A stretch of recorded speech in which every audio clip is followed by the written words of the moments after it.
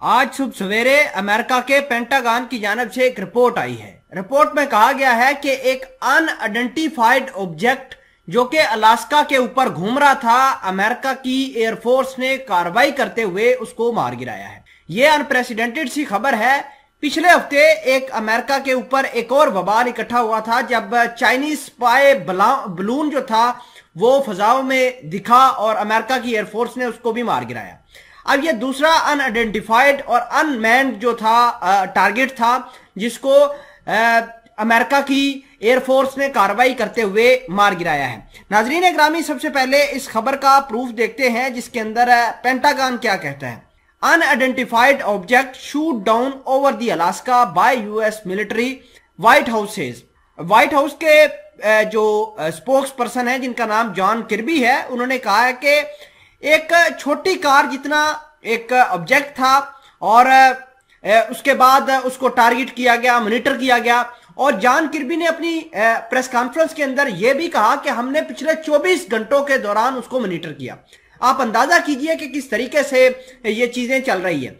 इसके अलावा ये एक बात भी इंटरनेशनल मीडिया के ऊपर परसेप्शन पाई जा रही है कि अमेरिका के शहरों के ऊपर जंग मुसल्लत की जा रही है। वो कैसे? अमेरिका ये चाहता है कि वो दुनिया के अंदर राज करे, चाइना को भी उसको दहलाए, ईरान के साथ भी लड़ाइयां करे। रशिया और यूक्रेन की जंग के आपके सामने है वो किस तरीके से जा रही है। लेकिन अमेरिका खुद अपने लिए जो घड़े खोद रहा है उसके अंजाम से तो ये बेफिक्र है। लेकिन हुआ ये है कि अब जो चाइनीज हैं या फिर ईरान वाले हैं, रशियन हैं, वो अब अमेरिका के शहरों के ऊपर जंग मुसल्लत करना बिल्कुल शुरू कर दिए हैं। हमने ये देखा कि जब ईरान के इस्फहान के ऊपर अटैक हुआ तो अमेरिका की एक ड्रोन बनाने वाली फैक्ट्री, यूरोप का एक छोटा मुल्क है जिसका नाम लैत्विया है, उसके ऊपर हमला हुआ, वो बर्बाद हो गई। अमेरिका ने बड़ी कोशिशें की, चाइना ने अपना स्पाई बलून भेजा, अमेरिका ने वो मार गिराया।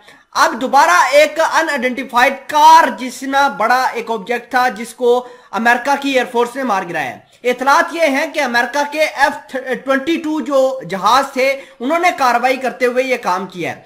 और खबर ये भी आ रही है कि अमेरिका के पायलट्स कह रहे हैं कि जिस टारगेट को हमने हिट किया है उसके अंदर पायलट मौजूद था, तो यानी उसको ड्राइव करने वाला शख्स वहां पर मौजूद था।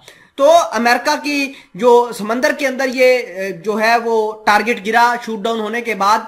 तो एक बात तो समझ में आती है कि अमेरिका जो है वो बुरे तरीके से फंसा हुआ है और अमेरिका ये चाहता है कि वो जो है वो अपनी जंग, अपने मामला दूसरे मुल्कों के ऊपर डाले। लेकिन अब होता हुआ कुछ ऐसा नजर आ रहा है कि अमेरिका के शहरों के ऊपर जंग मुसल्लत होती हुई नजर आ रही है, जिसकी वजह से आम लोग काफी परेशान हैं और बाइडेन की जो पॉलिसीज हैं वो काफी खतरनाक साबित हो रही हैं।